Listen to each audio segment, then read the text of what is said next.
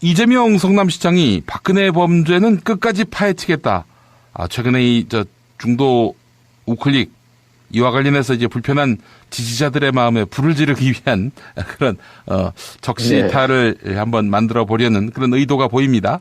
그렇습니다. 이재명 성남시장 그 촛불혁명 실현 정책 공약을 이제 발표를 했는데요. 그 자리에서 정권 교체 후에도 박근혜 게이트에 대한 수사와 처벌을 철저하게 진행하고 범죄 수익은 1원까지 철저히 환수하겠다. 이렇게 얘기를 했습니다. 그러면서 촛불혁명의 완성은 권력자의 교체나 정권 교체를 넘어서 촛불 민심의 열망을 실현하는 진정한 촛불 정권을 만들어내는 거다.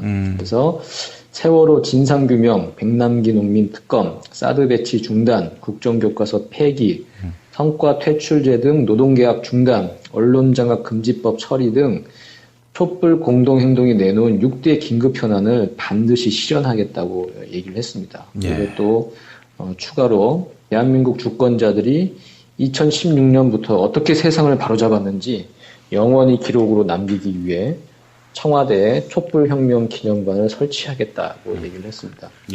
요즘 상대적으로 이제 주목을 이제 덜 받고 있는 이재명 시장인데 어쨌든 안희정 지사의 이제 선의 발언 이걸로 통해서 다시 한번 그 촛불 민심이 다시 살아난 거 아니겠습니까? 이재명 대표도 얘기했듯이 분노를 얘기했는데 다시 한번 지금 국민들이 분노하고 있는 상황이라 여기에 딱 부응할 수 있는 그런 공약을 내놓은 것이라고 할 수 있겠네요.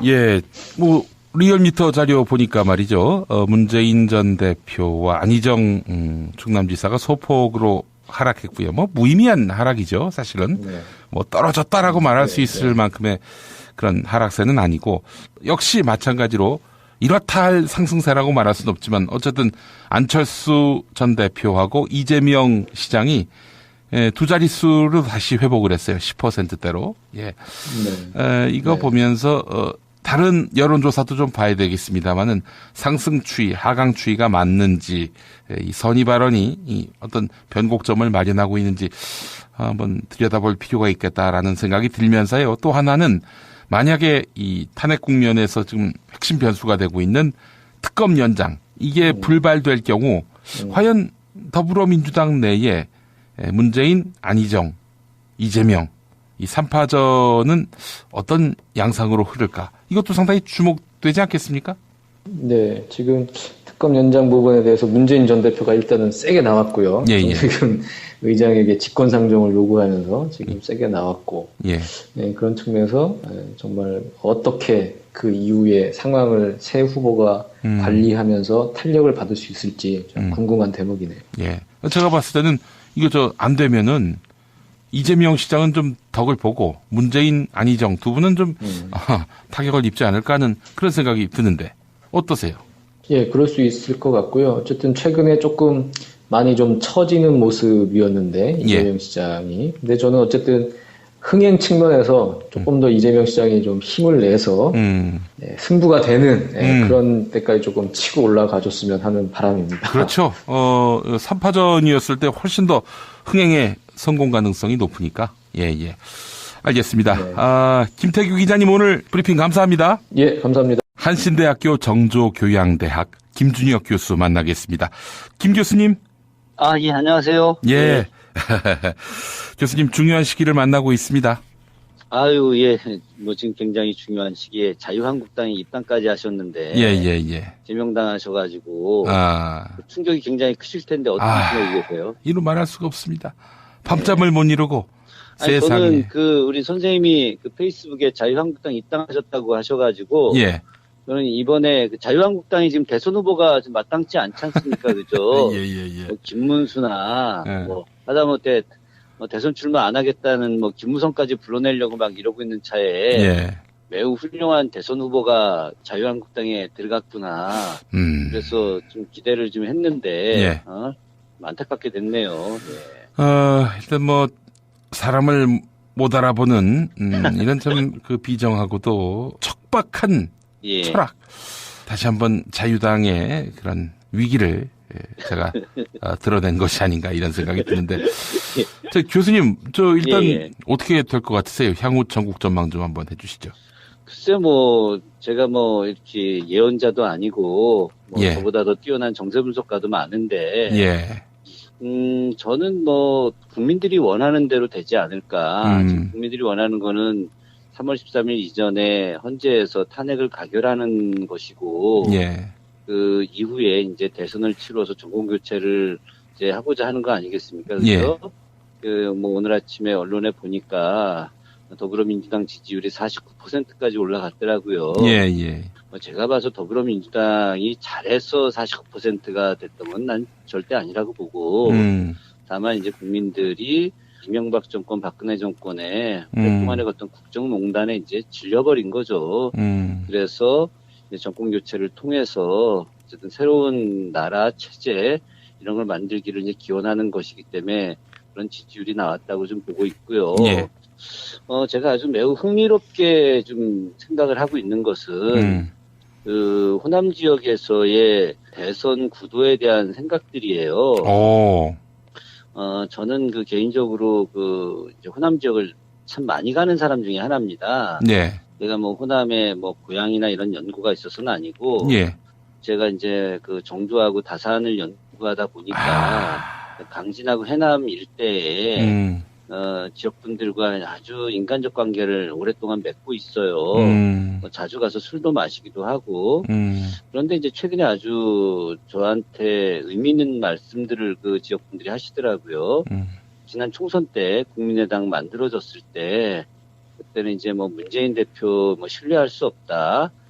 그리고 더불어민주당, 민주당 이제 믿을 수 없다. 한번 혼을 내켜야 된다. 이러면서 이제 국민의당에 대한 전폭적인 지지를 하지 않았습니까? 사실 그때 국민의당에서 당선된 사람들이 그 당선될 사람들이 아니었어요. 미안하지만 민주당에서 거의 제명당할 뻔했던 사람들이 나가서 이제 그 안철수 바람을 국민의당이 함께하면서 당선된 사람들이었고, 그래서 제가 이제 그때 그분들한테 좀 약간의 비판을 좀 했어요. 아니 그 민주주의 성지인 광주와 호남 지역에서 이렇게 비민주적인 사람들을 당선시킨다라고 하는 것이 말이 되느냐. 그랬더니 미안하기는 하다. 이제 그런 이야기를 하면서 그래도 민주당 이번에 혼 좀 내켜야 된다. 이런 얘기가 좀 있었는데요. 이번에 이제 제가 물어봤어요. 내려가서 만약에 지금 더불어민주당하고 국민의당이 야권 단일화를 해야 하는데 그 야권 단일화를 통해서 반드시 정권 교체를 해야 하는 것이 역사적 책무인데, 그럼에도 불구하고 만약에 국민의당의 이제 대표적인 인물이 안철수 후보밖에 없지 않겠습니까? 그죠? 여기에 천정배나 정동영이나 이런 사람들이 될 수는 없는 거고, 현재 상태에서 안철수가 끝까지 야권 단일화를 하지 않겠다고. 그러니까 야권 단일화의 그 내부 경선이 또 있겠죠. 그죠? 가령 이제 문재인이나 안희정이나 아니면 이재명 후보 셋 중에서 이렇게 그 후보가 된 사람하고 국민의당 후보가 된 사람하고 경선을 이제 해야 하는데 그것을 거부했을 때 당신들은 어떻게 할 거냐. 이제 이런 이야기를 좀 했는데 그때 이제 하시는 말씀들이 그것은 우리가 용서할 수 없다. 아무리 국민의당이 호남을 갖다 지지기반으로 하고 있는 거라고 자기들이 이야기하지만, 그러나 호남 사람들이 이번에 정권 교체의 어떤 대의를 단순하게 호남 지역 사람들만을 위한 국민의당이 지지로 우리가 하지 않는다. 만약 국민의당이 이번에 야권 단일화에 참여하지 않는다고 한다면 우리는 국민의당을 옛날 새누리당과 하나도 다르지 않게 생각하고 그래서 지지를 철회하고 다음 총선에 어느 누구도 당선시키지 못하게 할 것이다. 이렇게 또 말씀들을 하시더라고요. 그래서 저는 이제 이런 이야기를 들으면서, 이번에 정권 교체가 분명히 이루어질 것이고, 한 발 더 나가지 않겠느냐, 이제 이런 생각을 개인적으로 해봤고요. 그래서 최근에 헌재에 대해서 박근혜 측 변호사들이, 김평우 변호사를 대표로 하는 사람들이 막말 파문을 하고 있지 않습니까? 이렇게 엄청난 막말 파문을 함에도 불구하고 저는 3월 12일 날 내지는 13일 날 이렇게 탄핵이 최종 정리되지 않을까 그런 생각을 좀 하고 있습니다. 주역으로 보신 겁니까? 아니면은 이 주역이라고 하는 것은